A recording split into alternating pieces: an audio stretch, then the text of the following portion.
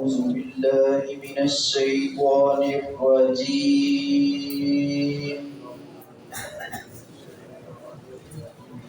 بسم الله الرحمن الرحيم.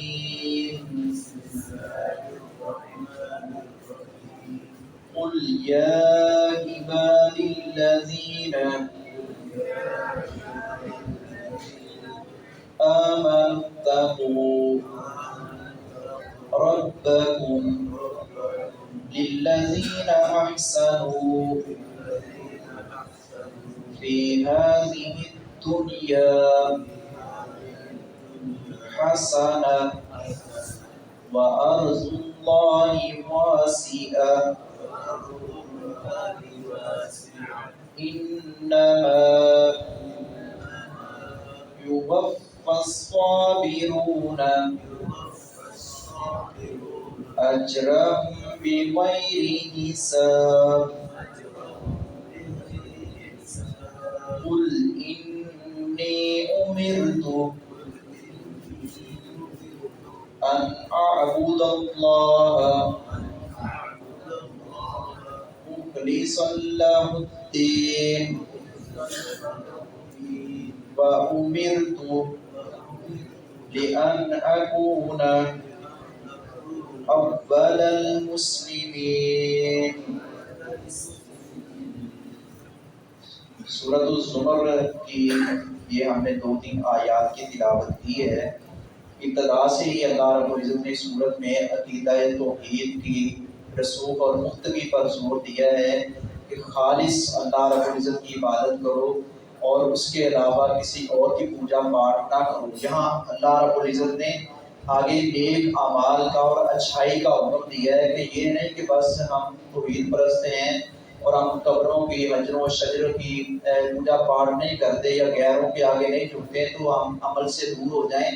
نیکی اور خیر کمانے کا حکم دیا گیا ہے اور اللہ رب العزت نے نیکی کرنے والے کے لیے اجر بھی بیان فرمایا ہے کہ جو اللہ کے دین کی سربلندی کے لیے اپنا کردار ادا کرتا ہے اور خود اپنے آپ کو دین کے مطابق چلاتا ہے، دین کو سمجھتا ہے، اس کے مطابق اپنے آپ کو ڈالتا ہے تو اللہ رب العزت اس کو بے پناہ اجر عطا فرمائیں گے. کیوں جو اللہ رب العزت نے چیز دینی ہے اس کی مثل کوئی نہیں ہے، اس کی مثال کوئی نہیں ہے، وہ بے مثل بے مثال ہے. اس جیسا کوئی بھی اپنا عوض نہیں دے سکتا، معاوضہ نہیں دے سکتا. تو اللہ رب العزت نے ایسے لوگوں کے لیے خیر کے کلمات بولے ہیں، ایسے لوگوں کی تحسین کی ہے، ایسے لوگوں کو اپنے محبوب بندے قرار دیا ہے اور ایسے لوگوں کے لیے اللہ رب العزت کے معاملات آسان کر دیتا ہے، بے پناہ اجر عطا فرماتا ہے. اور نبی اکرم صلی اللہ علیہ وسلم نے خود فرمایا ہے، لوگوں کو بھی تلقین کی اللہ کے حکم کے مطابق اور فرمایا کہ لوگوں تم سب سے پہلے میں اللہ کا مطیع فرمانبردار، میں اللہ رب العزت کے آگے جھکنے والا ہوں.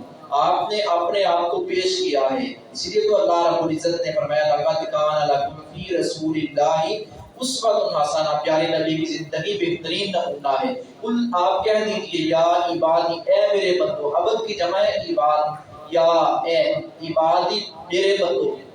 قل آپ کہہ دیجئے اے میرے بندو، الذین وہ جو آمنوا ایمان لائے ہو، اتقوا تم ڈرو، ربکم اپنے رب سے ڈریں. کل ہم نے وہ بڑی پیاری حدیث پڑھی تھی کہ نبی کریم صلی اللہ علیہ وسلم نے فرمایا اللہ رب العزت سے امید بھی رکھتا ہو رحمت کی اور جنت کی امید بھی رکھتا ہو اور دل میں ڈر بھی، غضب کا، اللہ رب العزت کے غضب اور غصے سے خوف بھی ہو، ادھر جنت جانے کی خیر کی امید بھی ہو، ڈرتا بھی ہو. یہ دونوں چیزیں جس شخص کے اندر جمع ہو جائیں، پیارے نبی صلی اللہ علیہ وسلم نے فرمایا اللہ اس کو وہ عطا کر دیتا ہے جسے بچنا چاہتا ہے اللہ بچا لیتا ہے. تو اللہ رب العزت نے فرمایا اپنے رب سے ڈرو، للذین ان لوگوں کے لیے جنہوں نے احسن اچھے عمل کیے، خوبصورت عمل کیے. عمل نہیں کرنا، صرف خوبصورت عمل کرنا ہے. اللہ رب العزت نے فرمایا لیبلوکم الذی خلق الموت والحیات لیبلوکم ایکم احسن عملا.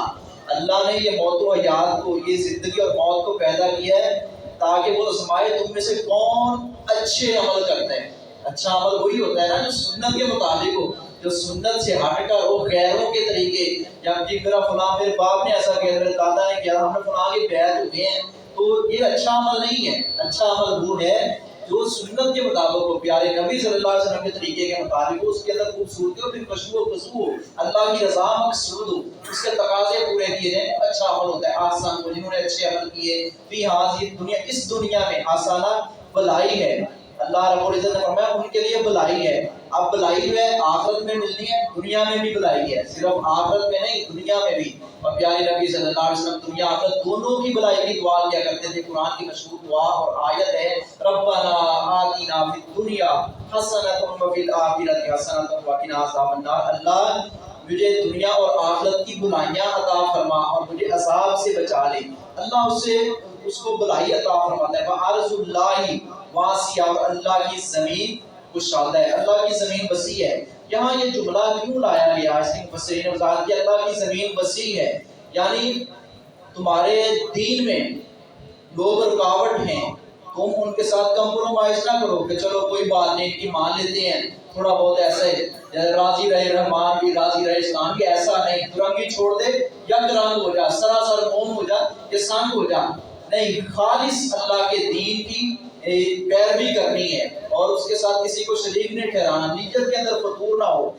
ایسا کوئی معاملہ اگر آڑے آتا ہے پھر اللہ کی زمین بڑی وسیع ہے، نکل جاؤ، یہاں لوگ تنگ کرتے ہیں وہاں چلے جاؤ، وہاں تنگ کرتے ہیں، اللہ کے لیے اللہ کے دین کی سربلندی اور اپنی آخرت کی بہتری کے لیے نکل جانا یہ ہجرت ہے۔ مہاجرین کی بڑی فضیلت ہے، آپ جانتے ہیں ہجرت پچھلے سارے گناہ معاف کر دیتی ہے، اللہ کی زمین کشادہ ہے۔ انما یوفی الصابرون، بس پورا دیا جائے گا صبر کرنے والوں کو اجرہم، اجر بغیر حساب، بے حساب۔ اللہ رب العزت صبر کرنے والوں کو جو دین کے لیے، اللہ کے دین کی سربلندی کے لیے اور اپنی آخرت کی بہتری کے لیے دشمنان اسلام کی تکلیفیں سہتے ہیں اور صبر کرتے ہیں، صبر کا مظاہرہ کرتے ہیں، اللہ کی مدد ایسے لوگوں کے ساتھ ہے۔ ان النصر مع الصبر، پیارے نبی صلی اللہ علیہ وسلم نے فرمایا اللہ کی مدد صبر کرنے والوں کو ملتی ہے، جو صبر نہیں کرتے ان کو اللہ کی مدد نہیں ملتی۔ ایسے قرآن کی آیت ہے، اللہ رب العزت نے فرمایا ان اللہ مع الصابرین، کئی آیات ہیں بلا شبہ اللہ صبر کرنے والوں کے ساتھ ہے، ان کو بغیر حساب کے اجر، یہ نہیں تھوڑا سا اجر، بہت زیادہ اجر۔ یہ اللہ رب العزت یہ کلمات بول رہے ہیں، کوئی انسان کہہ دے تو ہم کہتے ہیں کیا بات ہے، اللہ رب العزت اس کا تو کوئی اس کے مثل کوئی نہیں، اس کے اجر جیسا کوئی اجر نہیں ہے۔ کل آپ کہہ دیجیے انی امرت، بے شک میں حکم دیا گیا ہوں، ان یہ کہ اعبد اللہ، میں عبادت کروں، مخلصا، خالص لہ الدین، اسی کے لیے بندگی کرتے ہوئے، اسی کے دین کو اپناتے ہوئے، میں اللہ کے دین کی خالص اسی کی عبادت کروں، اس دین کو سامنے رکھتے ہوئے، اس کی دین کا معنی یہاں بندگی ہے، دین کے کئی ایک معنی ہیں، دین کا معنی قانون بھی ہے، شریعت ہے، دین کا معنی بندگی بھی ہے۔ اللہ رب العزت نے فرمایا پیارے نبی کی سی زبان سے یہ الفاظ نکلوائے کہ میں عبادت کروں اللہ کی خالص کرتے ہوئے، اس کے لیے بندگی کو،